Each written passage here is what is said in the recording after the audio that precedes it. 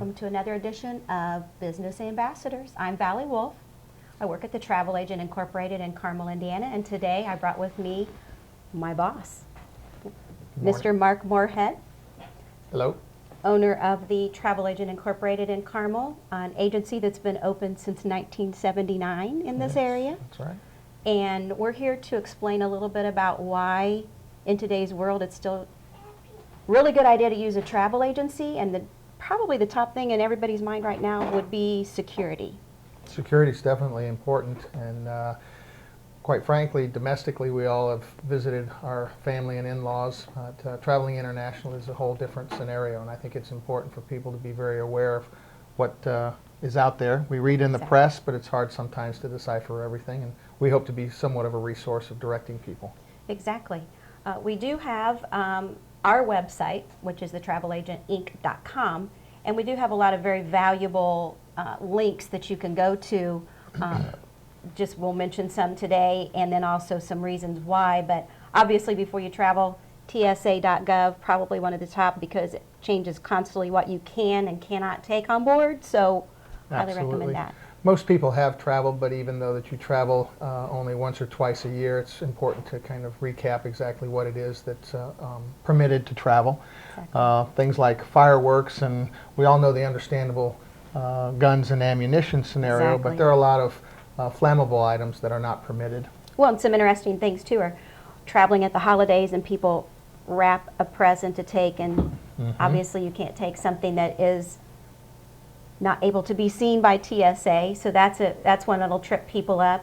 Another thing I've mentioned to some people, and you travel a lot more than I do, but one of my biggest advice to everyone is TSA is kind of somebody you don't mess with. Whatever they say goes. Pretty much if they tell you you can't take that, you kind of just let it go.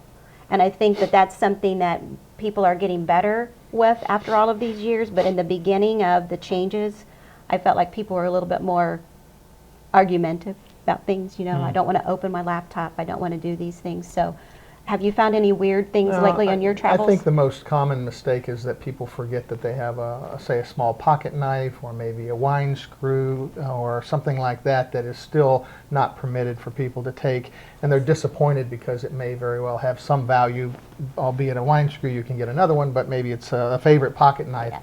And there are opportunities for you to ship those things back home, but it does take longer, and if you're in a bit of a rush to get to your plane because you haven't planned, and unfortunately the line is long.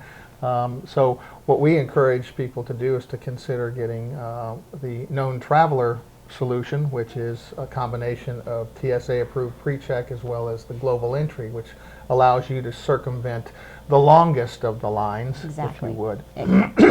There is some process that's necessary to go through. You have to have fingerprints, you have to have an interview. There's some details to ensure that there is some legality to who you are, and that they're not making any mistakes. But I just traveled recently, and it sure helps to be able to circumvent about 50 or 60 people in line in the Tampa airport. Exactly. And you don't even have to take your shoes off. That's right. There you go. There's a bonus to that. I think it's $100, but for somebody who travels a few times a year, well worth the money. Absolutely. Because it is at pretty much every airport now. And we welcome anybody to contact us to try and determine how to accomplish that goal. Exactly, exactly. Another thing that's kind of been in the news lately that we get questions on would be Zika, which is one of the newest, disease that we see, and we obviously would recommend that you go to the CDC website. Right. To the Zika virus has got the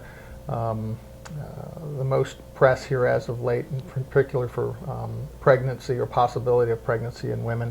I read an article recently that it's still 18 months away before the virus is an antidote, if you would, for that. So it's still up in the air. Unfortunately, there's not a lot of information that we can provide to you beyond our own what we read. So again, that's why we would suggest the various websites that we call the CDC as an example, which is an important part wherever country you're going to. Right. And you can identify the various protections. So if you were going to certain parts of Africa, you'd want to maybe take your malaria pills and the like. Exactly. Always to check for those when you're traveling abroad. The Zika is a little different because it actually is even in some Caribbean islands in Mexico. Mm-hmm. We get daily updates. So again, another great reason to use a travel agency we hope you use ours, but we just highly recommend that you consult with Right. someone in the business. I certainly wouldn't not travel to those countries, Absolutely. okay?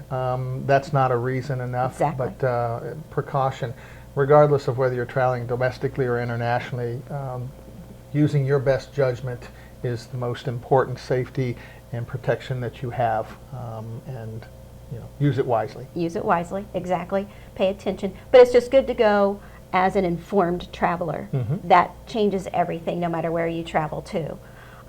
Some other things that we've recommended is like even to familiarize yourself with maybe the country's customs, some of the laws, very basic Yeah, things. we have a program, quite frankly. It's called Travel 42, where it actually details the various customs for that destination, whether it's manners, greeting people, smiling, walking on the street, what's the appropriate thing for tipping, what you can anticipate in terms of other social as well as outdoor activities.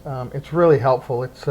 I mean, we can identify it by country and even drill down by city. So what's the difference, the things happening in Venice versus Rome versus Naples? And people really appreciate that. Absolutely.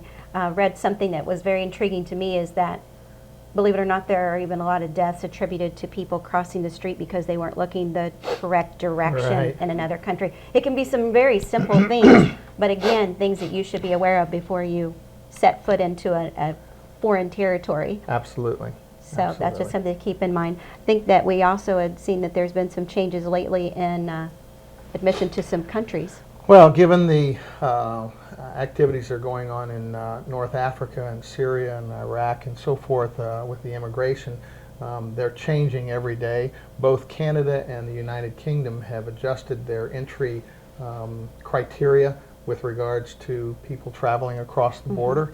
We're not going to go into all the details, and quite frankly, they changed often enough that it's really Yeah. immaterial for me to, or inappropriate, I should say, for me to bring up what it is today, because it could very well change tomorrow. Exactly. But nobody wants to get to the border of Canada, which was typically a walk across without having any problems. As an example, they're restricting people who have had, unfortunately, a DUI or drinking while intoxicated or whatever their distinction is, from even crossing over. So nobody wants to miss a ski trip in Vancouver to find out that they've got something that took place even several years ago. Exactly. And that's critical. I just Exactly. can't emphasize that enough. It is. And the other interesting thing is we've hit the 10-year mark for when we needed passports to go to Mexico and Canada.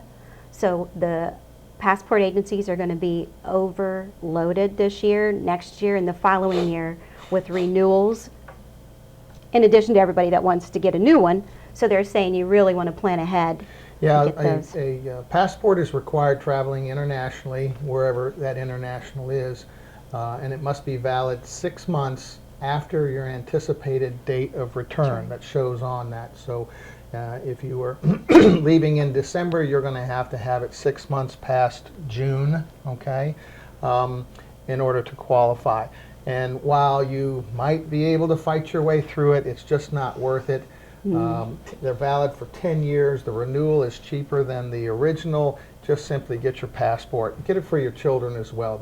We're becoming a worldwide country, okay, in terms of the way we travel.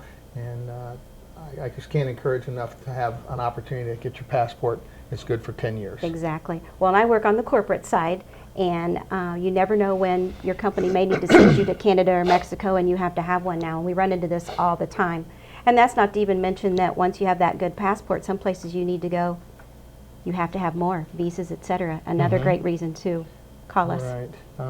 Many a client has called us in unfortunate circumstance saying, I did not realize that. The World Wide Web or internets of all of the